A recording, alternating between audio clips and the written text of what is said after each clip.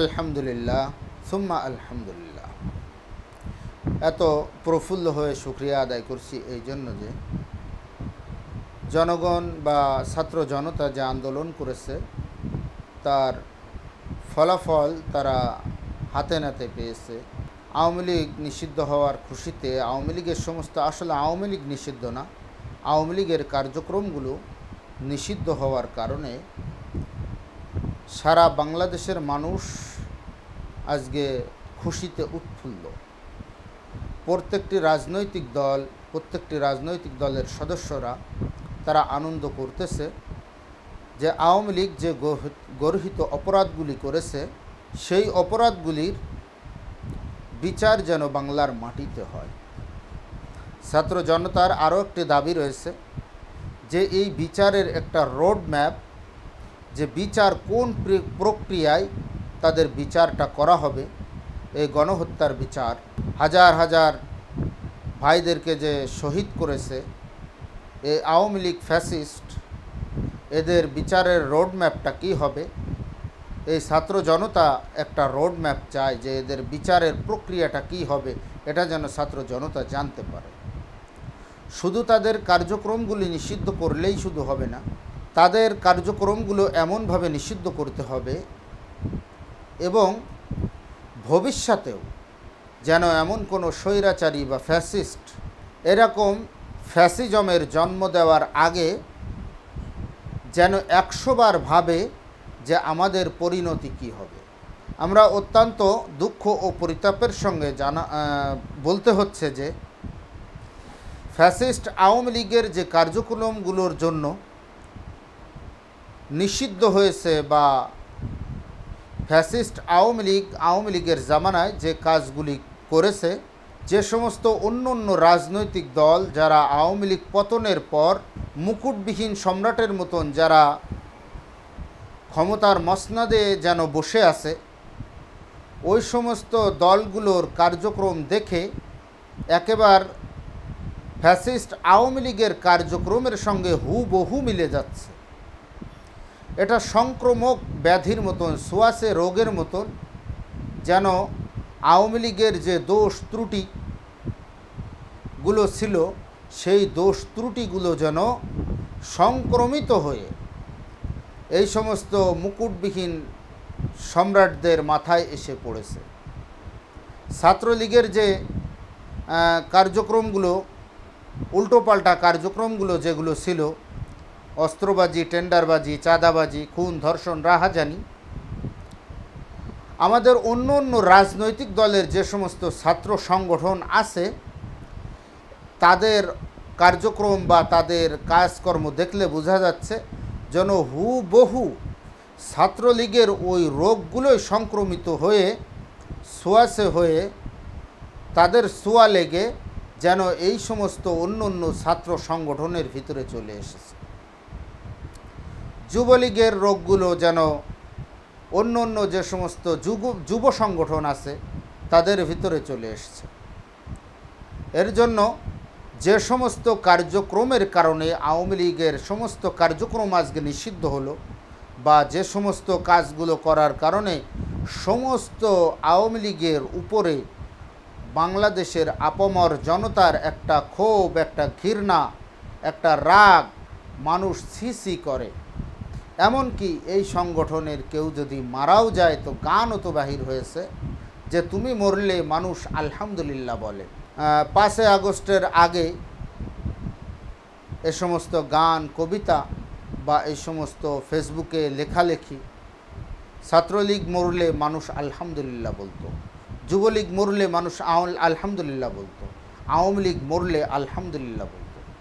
তো ঠিক ওই কার্যক্রমগুলোই যদি আপনি আবার করেন তাহলে আপনি মরলেও আলহামদুলিল্লাহ বলবে। তো আপনার সঙ্গে আর তাদের সঙ্গে পার্থক্য কী? পুলিশ যেমন মাত্র 5 মিনিটের ভিতরে ঘুরে গেছে, যেমন আমাদের পুলিশ এক উপজেলায় যারা ছিল তাদেরকে হয়তো দূর কোনো উপজেলায় তাদেরকে ট্রান্সফার করা হয়েছে। এই উপজেলায় তারা জামাত, বিএনপি অন্য অন্য বিরোধী রাজনৈতিক দলের যে সমস্ত নেতাকর্মীরা ছিলেন তাদের উপরে তারা নির্মম অত্যাচারের খড়গ চালিয়েছে আওয়ামী লীগের শাসনামলে। কিন্তু ক্ষমতার পরিবর্তন হওয়ার সঙ্গে সঙ্গে তারা এখন এখানে আগে যেখানে বিএনপি জামাতের নেতাকর্মীদের উপরে অত্যাচারের খড়গ চালিয়েছে সেখানে তারা ভয়ে থাকতে পারেনি, তারা শোকেজ হয়ে পুলিশ লাইনে গেছে বা পুলিশ লাইন থেকে আবার নতুনভাবে তারা এক জায়গায় বদলি হয়ে চলে গেছে। এটা বলার দ্বারা আমার উদ্দেশ্য হলো এখানে যারা যেমন আওয়ামী লীগ প্রীতি ছিল এখন খোঁজ নিয়ে দেখা যাবে নতুন করে আবার তারা যেখানে ট্রান্সফার হয়েছে সেখানে তারা বিএনপি জামাতের প্রীতি নিয়ে সেখানে তারা গেছে এবং বিএনপি জামাতের সঙ্গে তাদের সম্পর্ক, তারা আওয়ামী লীগের নেতাকর্মীদের উপরে সেখানে অত্যাচারের খড়গ চালাচ্ছে। আসলে পুলিশের চরিত্রের ভিতরে মাত্র 10 মিনিট, 5 মিনিট, 10 দিন, 5 দিনের ভিতরে এমন একটা পরিবর্তন পরিলক্ষিত হয় এবং এই পরিলক্ষিত হওয়াটা আগেও ছিল, এখনও আছে এবং ভবিষ্যতেও থাকবে। এবং যারা রাজনৈতিক দলের সদস্য আছে তারা দেখা যায় আগে আওয়ামী লীগের শাসনামলে গ্রাম শহর যেখানেই আপনি যাবেন না কেন, মাঠ ঘাট বন বাদার, সেখানে 90% মানুষ আওয়ামী লীগের ছিল বা আওয়ামী লীগ ছিল। মাত্র 10% মানুষ একেবারে নিপীড়িত, নিষ্পেষিত, অবহেলিত জামাত বিএনপির লোক ছিল। হঠাৎ করে আওয়ামী লীগ সরকারের পতন হয়ে যাওয়ার পর এখন দেশের পরিস্থিতি দেখলে বোঝা যায় হাট বাজার মাঠ ঘাট যেখানেই যাবেন না কেন সেখানেই 90% জামাত আর বিএনপি হয়ে গেছে, 10% নির্যাতিত, নিপীড়িত, অবহেলিত আওয়ামী লীগ আছে। এই যে 10% আছে এটাই হলো সঠিক আওয়ামী লীগ। আওয়ামী লীগের আমলে যে 10% নেতাকর্মী নিপীড়িত, নির্যাতিত, অবহেলিত, জেল খাটা যে সমস্ত আসামিরা ওই 10% ছিল, ওরাই ছিল সত্যিকারের জামাত বিএনপি। এখন যারা নতুন করে জামাত বিএনপিতে যোগ দিচ্ছে বা জামাত বিএনপি সাজার চেষ্টা করছে তারা হলো সুবিধাবাদ জিন্দাবাদ। এখন যেমন তারা জামাত বিএনপিতে যোগ দিয়ে জামাত বিএনপি হওয়ার একটা ভাব দেখাচ্ছে, আবার যদি আজকে ক্ষমতার পরিবর্তন হয়ে কালকে আওয়ামী লীগ আসে ওরা আবার আওয়ামী লীগ হওয়ার ভাব দেখাবে। আসলে সবাই এরকম, সবাই যে অত্যাচার করছে এর ভিতরে যে সবাই খারাপ তা না। অনেকেই রাজনৈতিক প্রতিহিংসার শিকার যেন না হয়, জুলুম নির্যাতনের শিকার যেন না হয়, এর জন্য উপর গান গাচ্ছে। আসলে বাস্তবিক পক্ষে এরা আওয়ামী লীগও না, এরা বিএনপিও না, এরা জামাতও না, এরা সাধারণ জনগণ। কিন্তু আওয়ামী লীগের ক্ষমতা শাসন আমলে যেমন ভোল পাল্টিয়ে তাদেরকে আওয়ামী লীগ সাজতে হয় আওয়ামী লীগের হাত থেকে বাঁচার জন্য, বিএনপি জামাতের শাসন আমলে তাদের ভোল পাল্টিয়ে বিএনপি জামাত হতে হয় বিএনপি জামাতের হাত থেকে, নির্যাতন থেকে বাঁচার জন্য। কিন্তু আসলে সাধারণ মানুষ যারা রাজনীতির সঙ্গে সম্পৃক্ত নয় তারা আসলে কেউ মনে প্রাণে আওয়ামী লীগও নয়, মনে প্রাণও বিএনপিও নয়, মনে প্রাণও জামাতও নয়।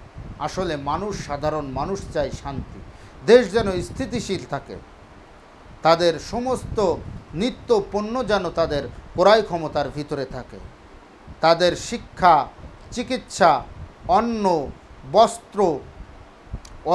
বস্ত্র, খাদ্য, চিকিৎসা, শিক্ষা, এই 5টি মৌলিক অধিকার যেন তারা সঠিকভাবে পায়।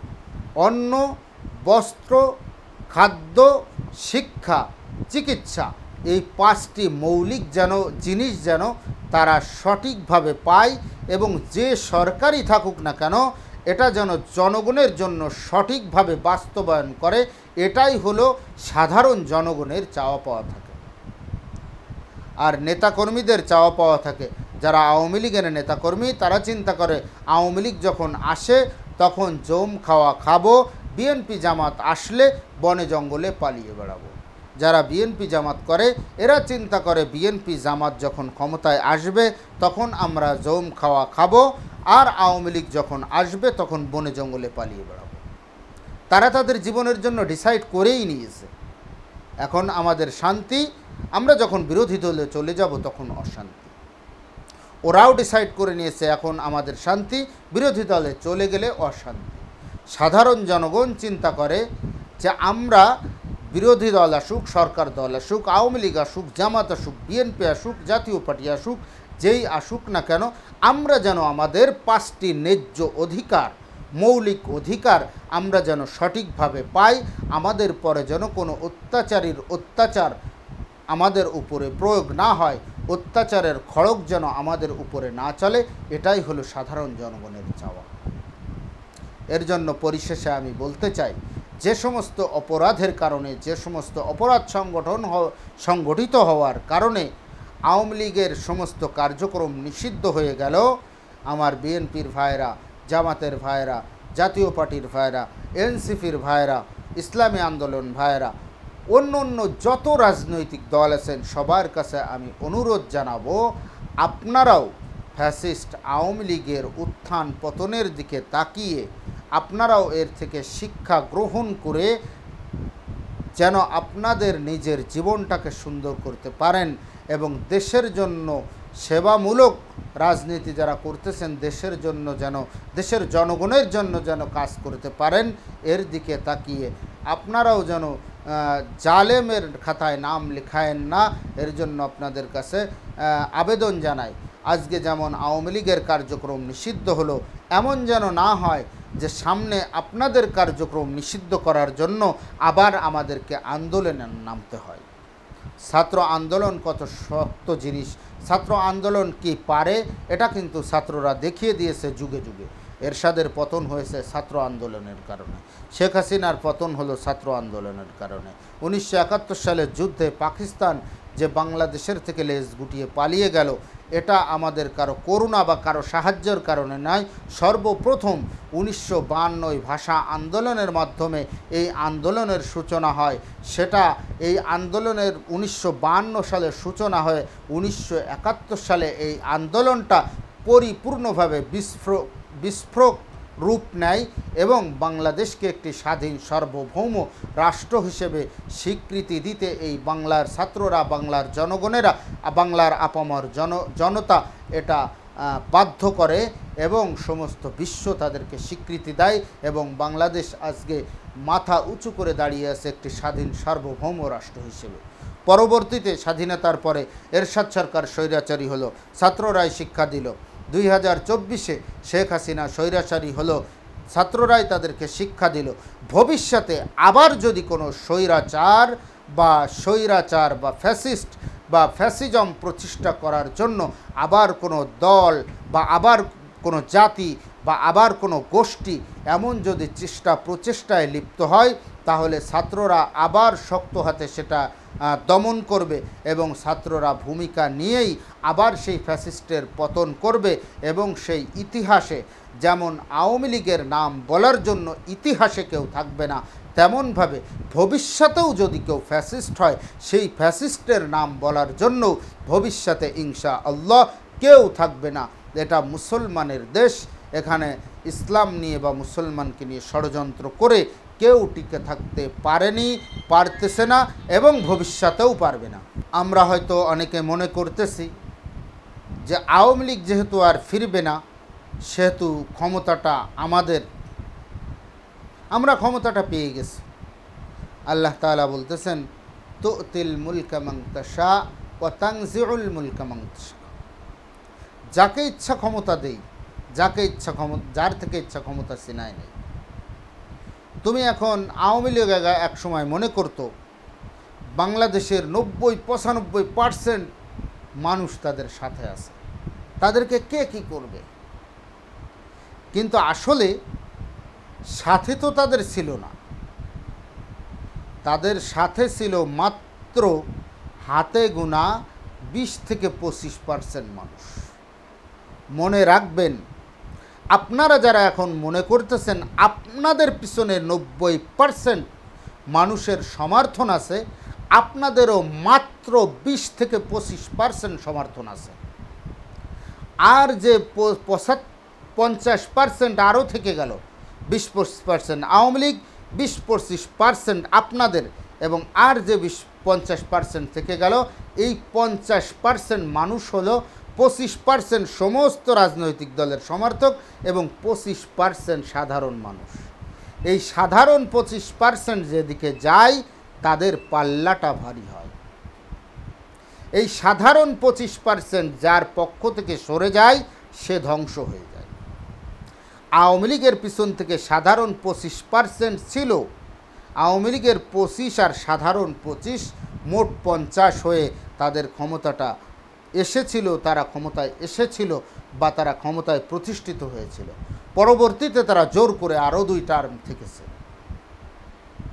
কিন্তু এই সাধারণ 25% এখন হয়তো আপনাদের সঙ্গে আছে, কিন্তু খোদার কসম করে বলতেছি এই সাধারণ 25%-এর আপনাদের কার্যক্রমের কারণে ঘুরে যেতে মাত্র 1 মিনিটের বেশি সময় লাগবে না।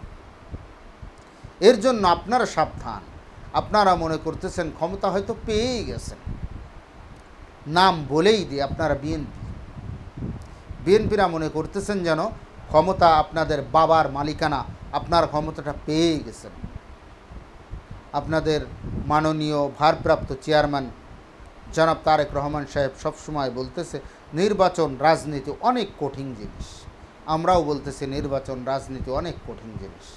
কিন্তু আপনাদের তৃণমূল পর্যায়ের কিছু কিছু নেতাকর্মীদের আচরণ দেখলে যেন মনে হয় যেমন শেখ হাসিনা নিজেকে খোদা হিসেবে প্রতিষ্ঠিত করেছিল যে তার পতন আর কোনো সময় হবে না। তৃণমূল পর্যায়ে আপনাদের কিছু নেতাকর্মীদের কথাবার্তা, কাজকর্ম, উঠা বসা, আচরণ, চলাফেরা দেখলে মনে হয় যেন তারাও মিনি খোদা হয়ে গেছে, ঠিক শেখ হাসিনার মতন তাদের আর কোনো পতন হবে না। কিন্তু শেখ হাসিনা এত বৎসর এত প্রশাসনিক অবকাঠামো তার নিজের পক্ষে সাজিয়েছে, সমস্ত অবকাঠামোগুলি তার নিজের পক্ষে এমনভাবে সাজিয়েছে, কিন্তু একেবারে পুতুল খেলা, তাসের ঘরের মতন মাত্র কয়েকদিনের আন্দোলনের কারণে এই ফ্যাসিস্টের পতন হয়ে গেছে, শেষ হয়েছে। আপনারা তো এখনও প্রশাসনের দিক থেকে সাজানোনি, দেশের কোনো সেক্টরেই আপনারা এখনও সাজিয়ে পারেননি। তারপরেও আপনাদের ভাবসাব দেখে মনে হয় যেন আপনারা ক্ষমতার কেন্দ্রবিন্দুতে আছেন, ক্ষমতা আপনাদের বাবার মালিকানা, ক্ষমতা আপনারা পেয়ে গেছেন, আপনাদের যা ইচ্ছা দেশের ভিতরে আপনারা তাই করতেছেন। এর জন্য বিএনপির ভাইদের কাছে জামাতের ভাইদের কাছে কর জোড়ে অনুরোধ করব যে এই দেশটা আন্দোলনের মাধ্যমে, শহীদের রক্তের মাধ্যমে ফ্যাসিস্ট মুক্ত হয়েছে। আবার সেই ফ্যাসিস্ট হওয়ার স্বপ্ন আপনারা দেখবেন না, বা ফ্যাসিজমকে ফিরিয়ে আনার স্বপ্ন আপনারা কখনো দেখবেন না। যদি এই স্বপ্ন দেখেন এটা আপনাদের দিবা স্বপ্ন দেখার মতন ভুল হবে, ঘুম না পড়ে চোখ খুলে স্বপ্ন দেখার মতন আপনাদের ভুল হবে। বাংলাদেশের মানুষ যেমন আসনে বসাইতেও পারে, আবার ওই আসন থেকে সঙ্গে সঙ্গে ঝটকা টান দিয়ে লাথি মেরে ছুঁড়ে ফেলে দিতেও পারে। এটা বাংলাদেশের ইতিহাস, এটা বাংলাদেশের ঐতিহ্য, এটা বাঙালির ঐতিহ্য, এটা বাঙালির স্বভাবজাত অভ্যাস। এর জন্য আপনারা সবাই সাবধান। এই ফ্যাসিস্টের মতন আচরণ করে আবার যেন আপনারাও জনগণের কাছে, সাধারণ মানুষের কাছে ঘৃণার পাত্র হবেন না। আল্লাহ তাআলা আপনাদেরকে সঠিকভাবে বুঝার মতন তৌফিক দান করেন। আমিন। ওয়াখির দাওয়ানা আনিল হামদুলিল্লাহি রাব্বিল আলামিন।